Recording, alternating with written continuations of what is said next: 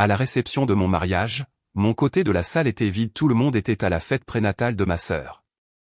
Mais pendant que la musique jouait, le nom de mon père n'arrêtait pas de s'afficher sur mon téléphone, 51 appels manqués et un seul mot. Je m'appelle Nathalie Lefebvre. J'ai 32 ans.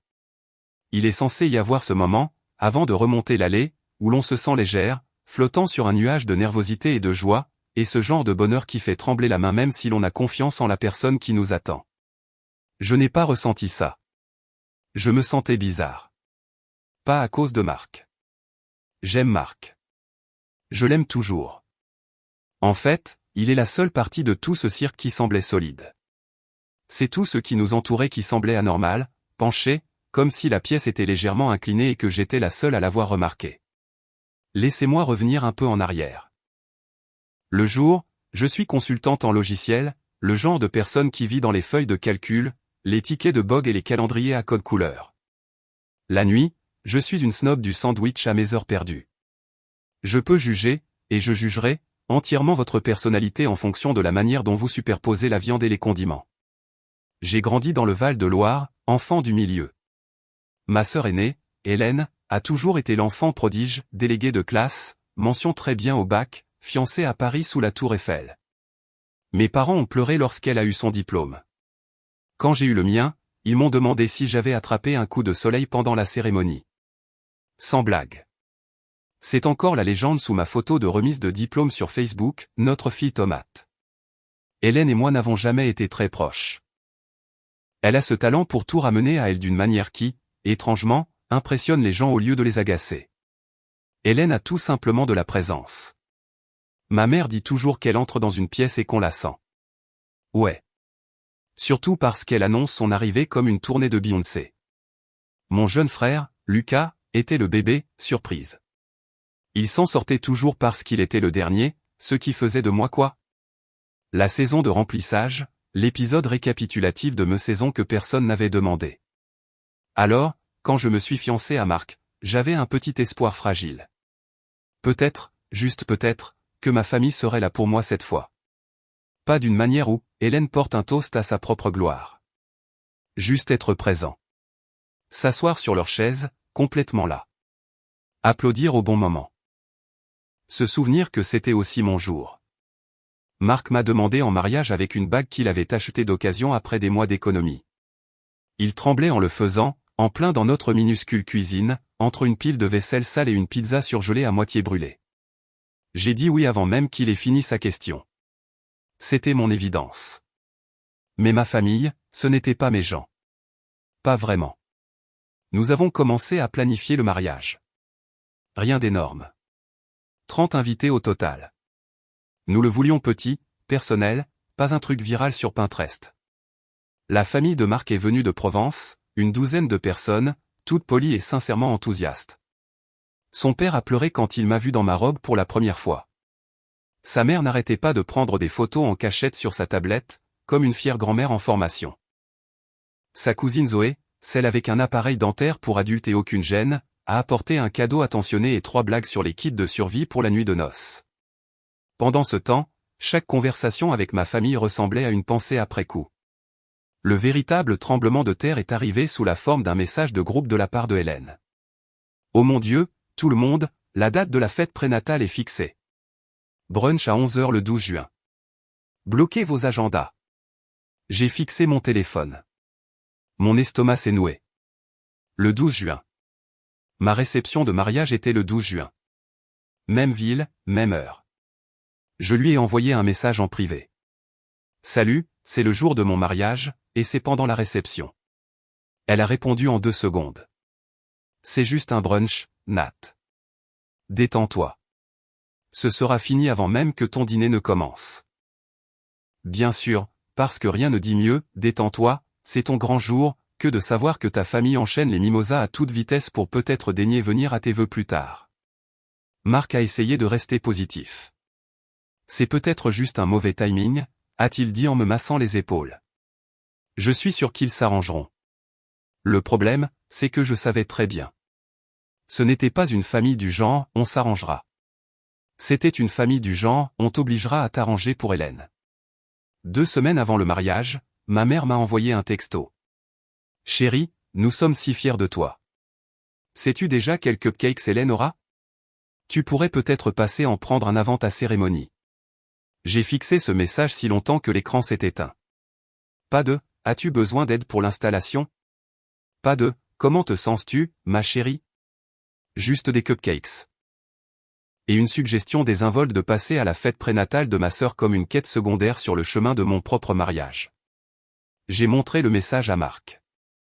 Il a ri si fort qu'il en a presque pleuré.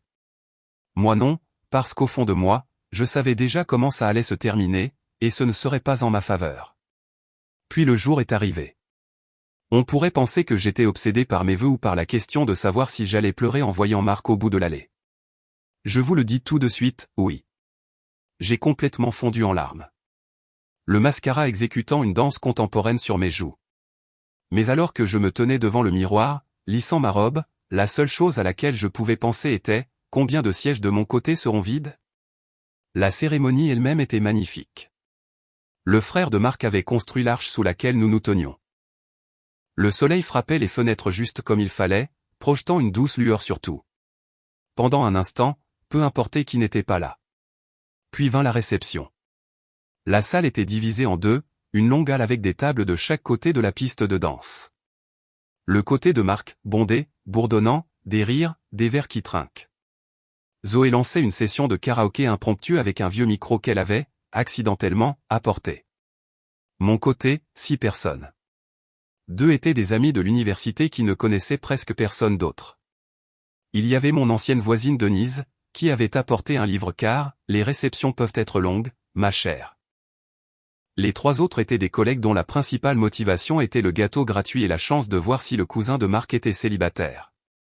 Je me tenais au milieu de la pièce, essayant de faire comme si ça n'avait pas d'importance, mais ça en avait.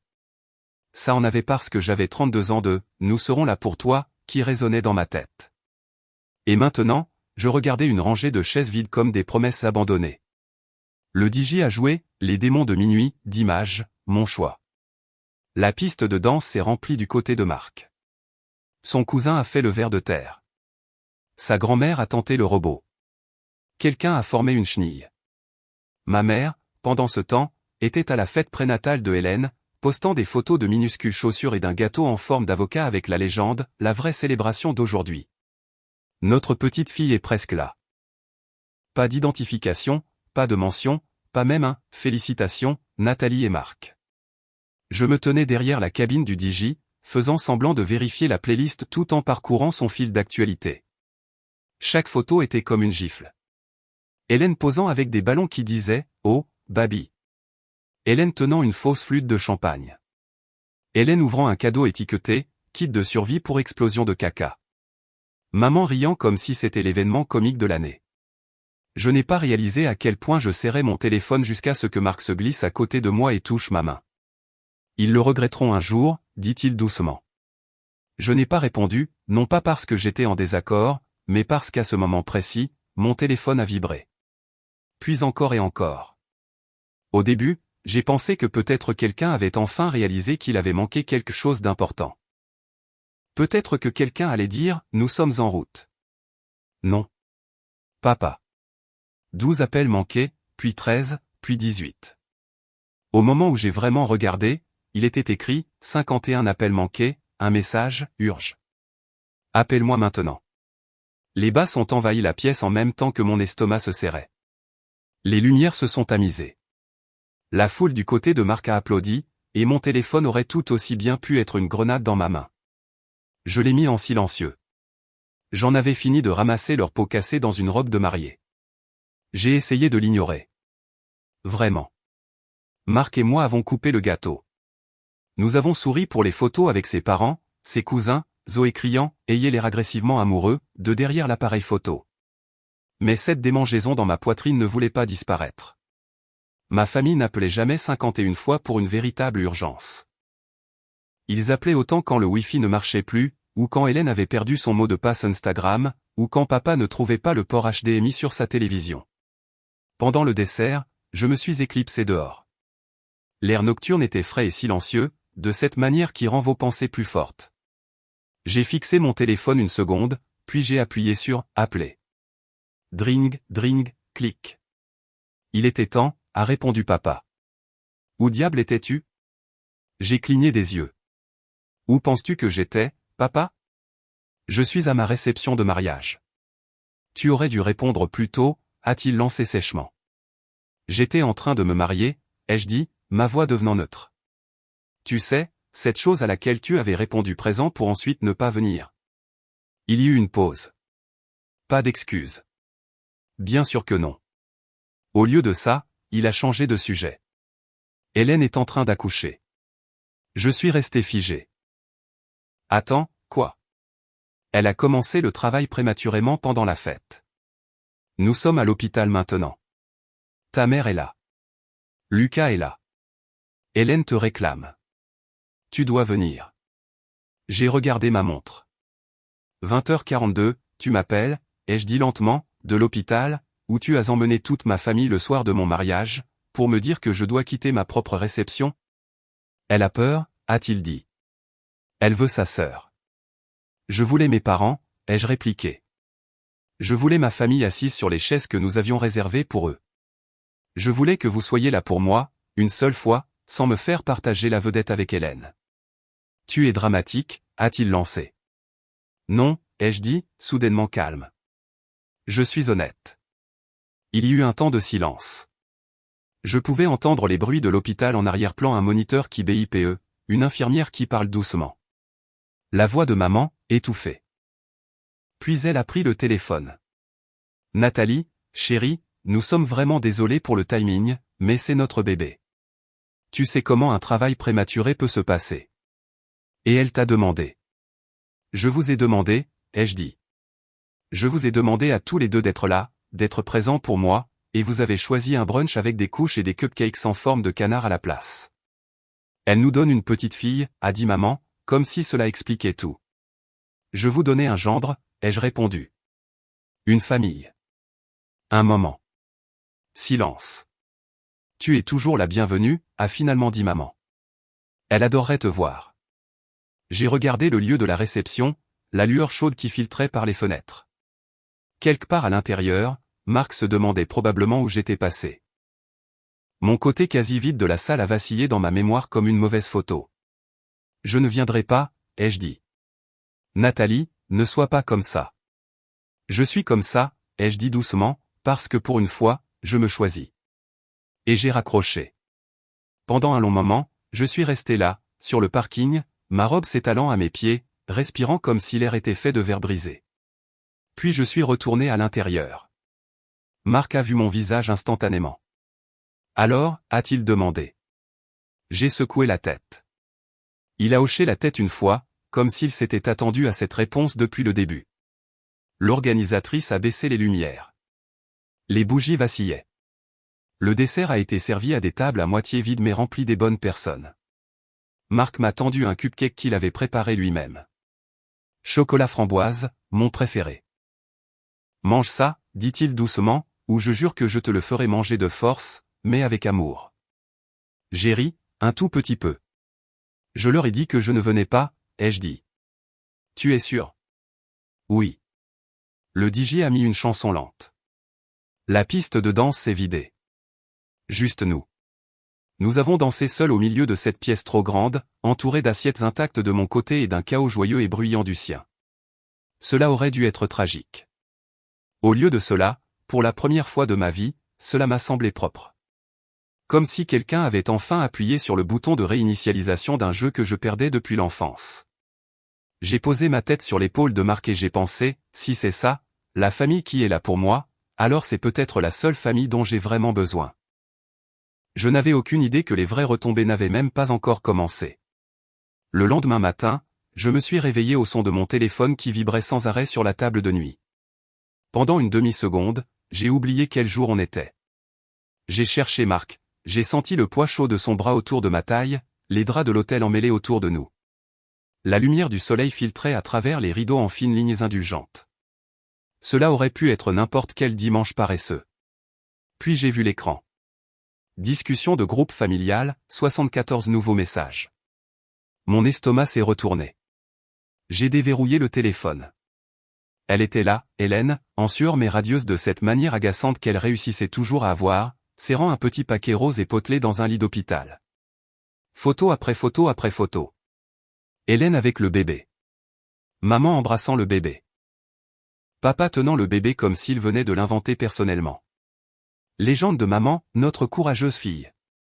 Pas de péridurale, juste de la force et de l'amour. Bienvenue à notre petit ange dans le monde. Les commentaires défilaient en dessous. Magnifique. Tellement heureuse pour toi, Hélène. Un jour si spécial pour votre famille. Félicitations, grand-mère et grand-père. Rien sur le mariage. Pas un seul, au fait, félicitations aussi à Nathalie et Marc, qui, soit dit en passant, se sont mariés hier. Personne ne m'a identifié. Un nouveau message est apparu. Lucas, yo, elle a eu le bébé. Tout le monde est en délire. T'étais où? Où j'étais? À mon propre mariage, Lucas, l'événement que tu avais promis de ne pas manquer pour rien au monde tant qu'il y avait un bar ouvert. J'ai fixé le texto jusqu'à ce que les mots deviennent flous. Je sentais Marc s'agiter à côté de moi. Bonjour, a-t-il marmonné, la voix rauque. Il s'est retourné sur le dos et s'est frotté les yeux. Quelle heure est-il? Oh. Il a froncé les sourcils en voyant mon visage. Qu'est-ce qui s'est passé? J'ai tourné l'écran vers lui. Il a fait défiler pendant peut-être 5 secondes avant que sa mâchoire ne se crispe. Waouh, dit-il d'un ton sec. Ils ont vraiment opté pour la stratégie faisant comme si le mariage n'avait pas existé. Un autre texto est apparu, cette fois de papa, directement à moi, tu aurais dû être là. Elle t'a réclamé. Tu l'as vraiment laissé tomber. Quelque chose dans ma poitrine est devenu glacial. Laissez tomber. J'ai pensé à mon côté à moitié vide de la salle, aux chaises intactes, à la légende de ma mère, la vraie célébration d'aujourd'hui. Marc a vu le message aussi. Son expression est passée de la colère à quelque chose qui ressemblait à du dégoût. C'est une blague, a-t-il murmuré. L'ancienne version de moi aurait voulu répondre, s'expliquer, s'excuser de quoi? D'avoir choisi mon propre mariage? Mais une autre partie de moi, celle qui était retournée dans cette réception et avait choisi de danser, s'est redressée. J'ai ouvert les paramètres, je suis allé sur le contact de papa et j'ai appuyé sur « Bloquer ». J'ai fait de même pour maman.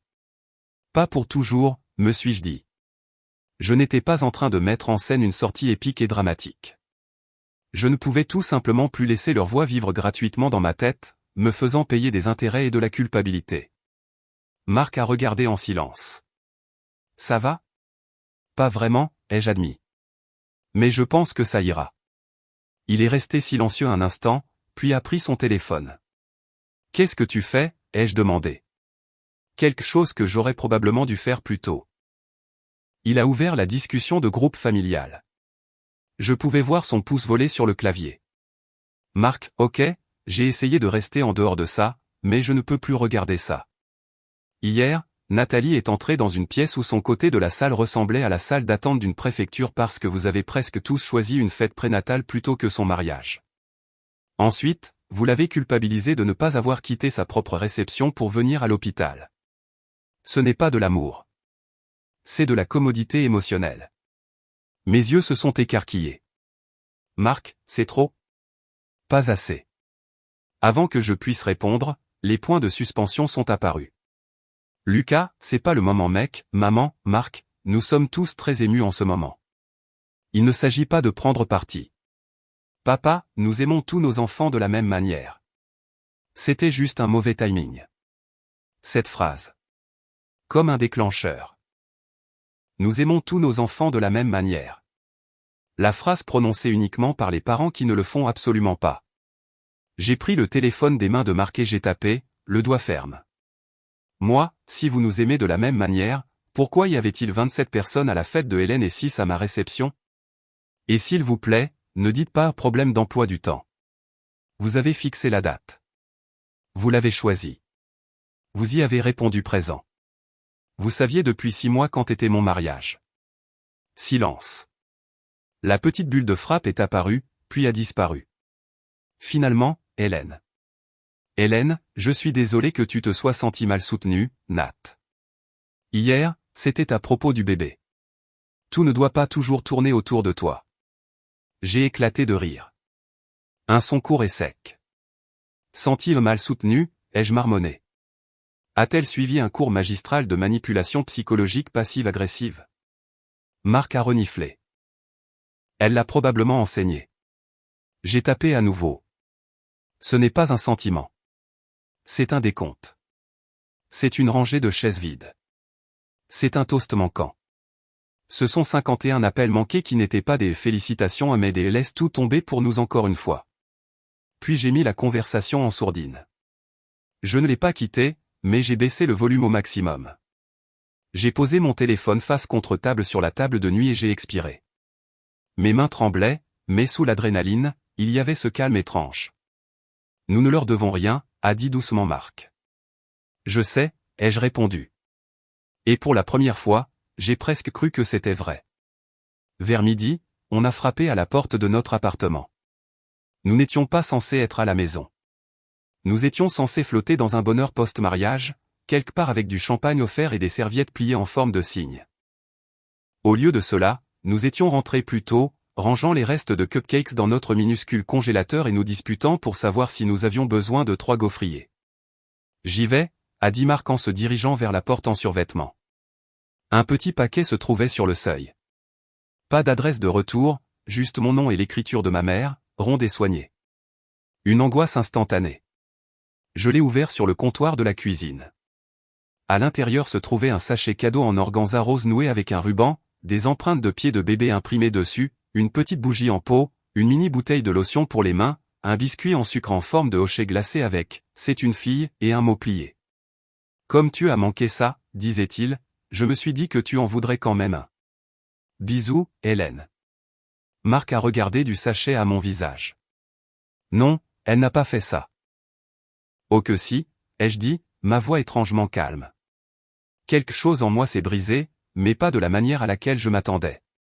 Je n'ai pas pleuré. Je n'ai pas ragé. Une clarté étrange, presque amusée, m'a envahi. Si je mange ce biscuit par dépit, ai-je demandé, est-ce que je vais en enfer? Marc a penché la tête. Seulement si tu le postes sur Instagram. J'ai pris le biscuit. Il était méticuleusement décoré. De minuscules points roses, un nœud blanc, une écriture cursive parfaite, le genre exact de détail que ma mère n'avait pas pris la peine de montrer pour mon mariage. Prends ton téléphone, ai-je dit. Les yeux de Marc se sont illuminés. Oh, on va le faire. Il a filmé pendant que je tenais le biscuit hochet devant la caméra, mon sourire assez tranchant pour couper du verre. Quand tu es si peu invité par ta propre famille, ai-je dit, que tu reçois les cadeaux des invités par la poste le lendemain. Pas amer jeune marié. Puis j'ai pris une énorme bouchée. Nous l'avons posté sur mon compte. En 1 heure, il avait plus de 100 j'aime, principalement des parents de Marc, de mes collègues et de quelques amis qui ne connaissaient même pas toute l'histoire mais qui pouvaient sentir le drame à travers l'écran. Ta tante vient de commenter, a dit Marc plus tard, en faisant défiler. Elle a écrit, je savais qu'il y avait une raison pour laquelle je t'aimais plus que ta mère. J'ai éclaté de rire, pour de vrai cette fois. Le son semblait rouillé et tout neuf à la fois. Cet après-midi-là, mon téléphone a de nouveau sonné. Numéro inconnu. J'ai failli le laisser aller à la messagerie vocale, mais quelque chose m'a poussé à répondre. Allô? Nathalie. Je me suis figé. Mamie? Qui d'autre, a dit Mamie Jeanne. Sa voix était plus mince que dans mon souvenir, mais elle avait toujours ce ton dur et pragmatique. Ton père change de numéro plus souvent que je ne change de coiffure, alors j'ai dû soudoyer ta cousine pour avoir le tien. L'émotion m'a submergé comme une vague. Salut, mamie. J'ai vu les photos, a-t-elle dit. Du mariage, pas du bébé. J'ai vu assez de pommes de terre avec des chapeaux pour toute une vie. J'ai étouffé un rire. Tu étais magnifique, a-t-elle continué. Cette robe, les lumières, cet homme à toi qui te regarde comme si tu avais décroché la lune. J'en ai imprimé une et je l'ai mise sur ma cheminée. Ma gorge s'est serrée. Vraiment? Bien sûr que oui. Ne pleure pas maintenant. Je l'entends à travers le téléphone. Ton père n'a pas élevé une pleurnicharde. Elle a fait une pause. Quoique, apparemment, il n'a pas non plus élevé un homme qui sait être présent quand ça compte. J'ai laissé échapper un souffle qui était à moitié rire, à moitié sanglot. Mamie, j'ai mieux élevé ton père que ça, dit-elle d'une voix ferme. Mais tu connais les hommes. Ils pensent que la présence est facultative jusqu'à ce que quelqu'un leur lise leur propre notice nécrologique. Mamie. Je suis vieille, pas aveugle, a-t-elle reniflé. J'ai entendu le bruissement du papier. Écoute-moi, Nathalie. S'ils essaient de te culpabiliser et ils le feront, laisse-les mariner dedans. Ce bébé va être couvert d'amour pour le reste de sa vie. Elle ira bien. Ce que tu as fait hier, choisir de rester à ton propre mariage avec les gens qui étaient réellement là, c'était ça, la vraie chose. Mes yeux me brûlaient. Merci. Et ne dis à personne que j'ai dit ça, a-t-elle ajouté dans un murmure conspirateur, mais tes cupcakes ont mis une raclée au gâteau de Hélène. J'ai vu les photos. Le sien ressemblait à un échec Pinterest. J'ai essuyé mes joues. C'est peut-être la plus belle chose que l'on m'ait jamais dite. Bien. Alors souviens-t'en. Je t'aime, ma petite. Et je suis fier de toi. Pas seulement pour t'être marié, mais pour avoir enfin tracé une limite. Après avoir raccroché, je suis resté dans la cuisine un long moment, le téléphone pressé contre ma poitrine. Marc est entré, s'essuyant les mains sur un torchon. Tout va bien? Oui, ai-je dit doucement. Je pense que pour la première fois depuis longtemps, oui. Toutes les branches de mon arbre généalogique n'étaient pas pourries. Mais pour celles qui l'étaient, je n'avais plus à continuer de grimper dessus en faisant semblant de ne pas les sentir craquer sous mes pieds. Avant même d'avoir fini de décharger nos cadeaux de mariage de la voiture, mon téléphone a de nouveau vibré. Une identification sur Facebook. Je ne voulais pas regarder. Chaque instinct me disait de ne pas le faire, mais la curiosité est une terrible maladie, et j'étais déjà infecté. J'ai ouvert l'application. C'était là, posté par ma mère. Un collage.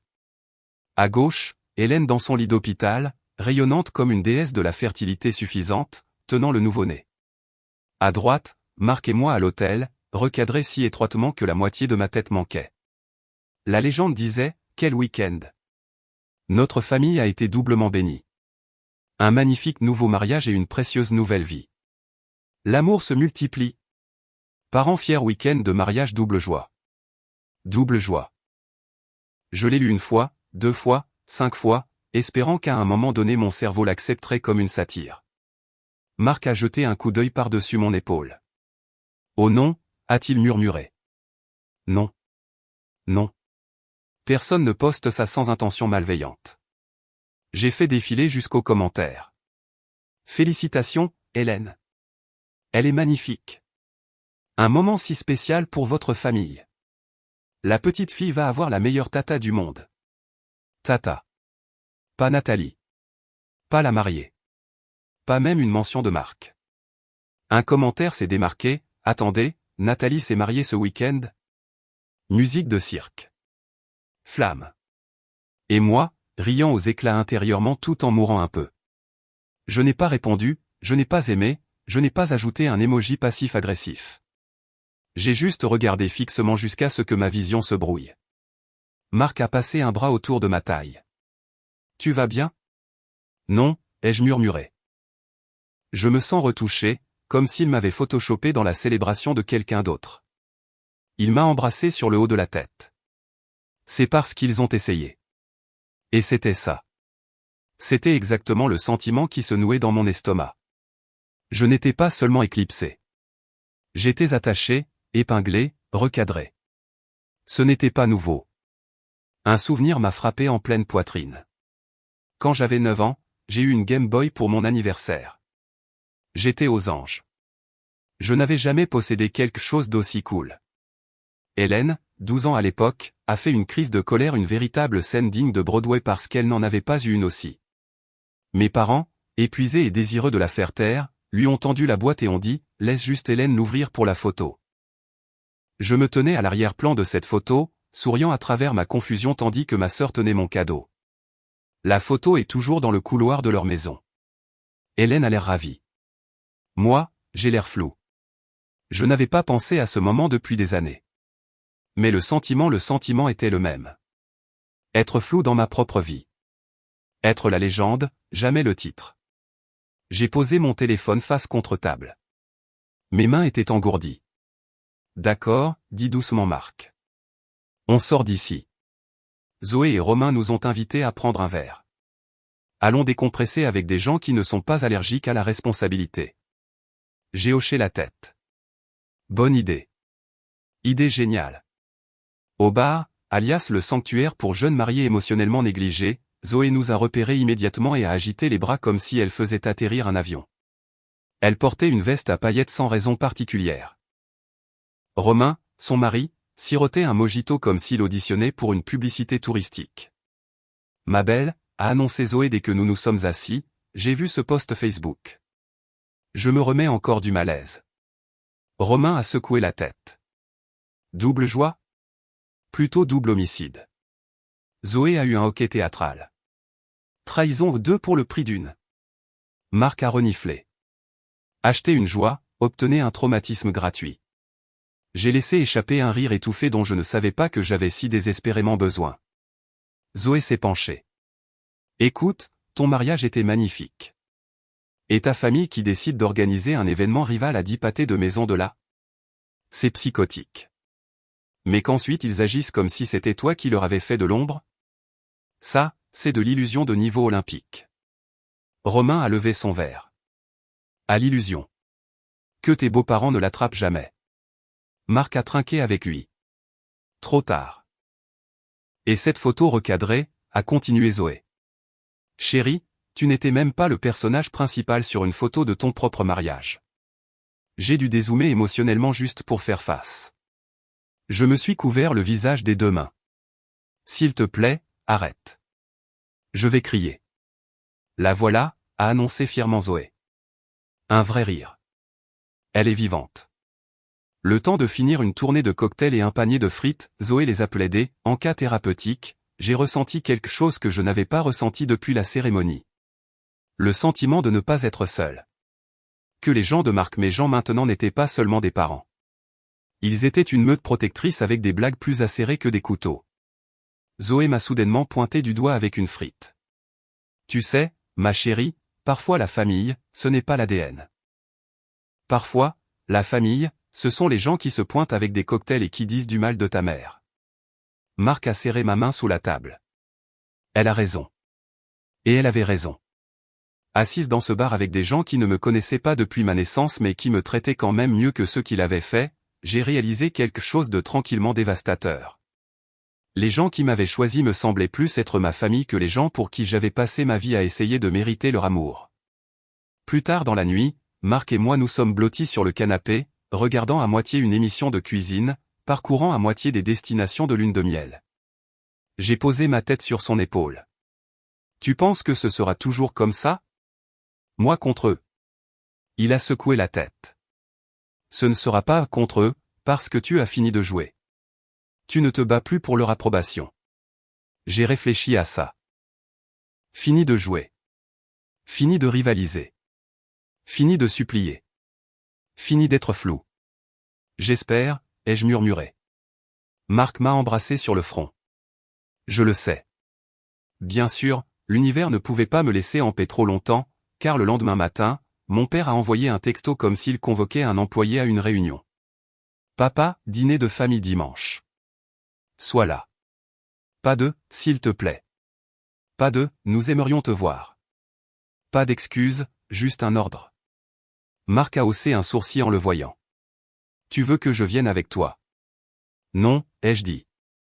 Je vais m'en occuper. Tu es sûr? J'ai hoché la tête.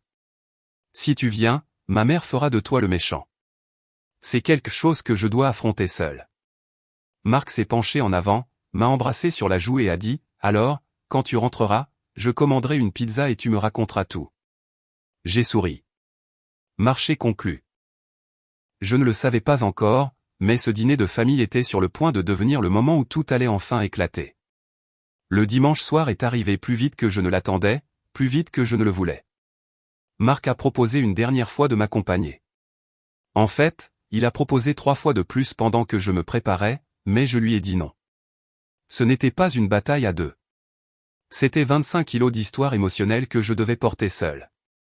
Envoie-moi un texto si tu as besoin d'une extraction, a-t-il dit, tenant ma veste comme un gentleman à garde du corps. J'amènerai Zoé. Elle créera une diversion. Romain démarrera leur voiture en bidouillant les fils. On te sortira de là. J'ai ri, je l'ai embrassé et je suis sorti dans la soirée. Mais ma poitrine se serrait déjà. La maison de mes parents était la même que d'habitude, pelouse parfaite, couronne saisonnière pastel, une lumière de Porsche qui clignotait comme un avertissement. Maman a ouvert la porte avant même que j'aie frappé.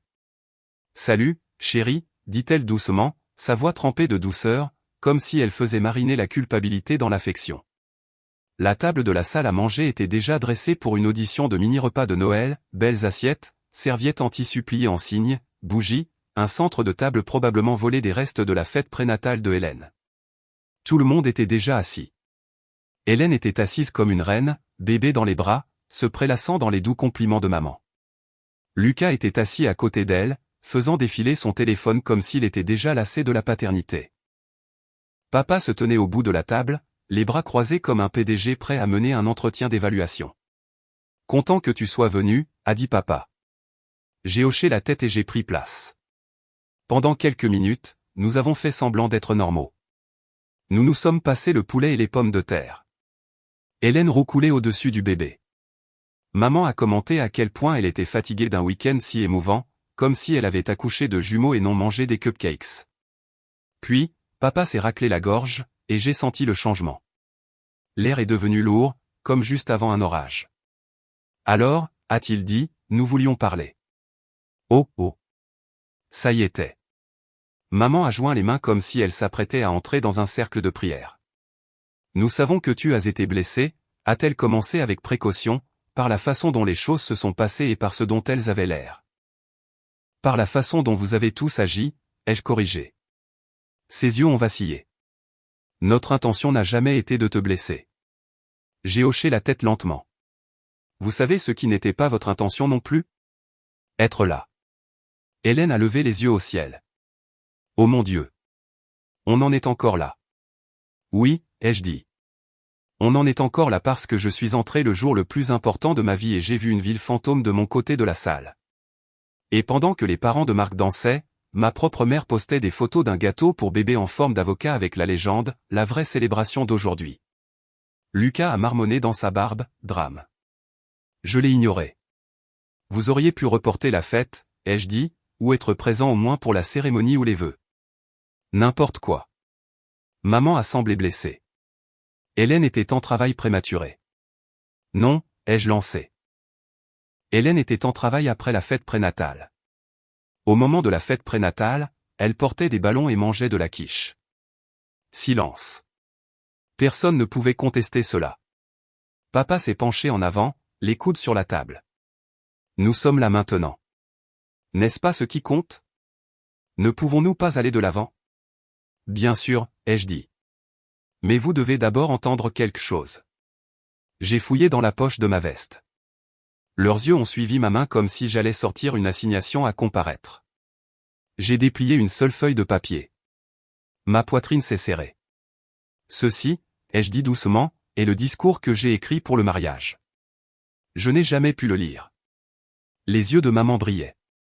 Hélène regardait ses cuticules. Lucas a arrêté de faire défiler son téléphone pour la première fois de la soirée. J'ai pris une profonde inspiration et j'ai commencé à lire. Quand j'étais enfant, je pensais que l'amour, c'était être présent.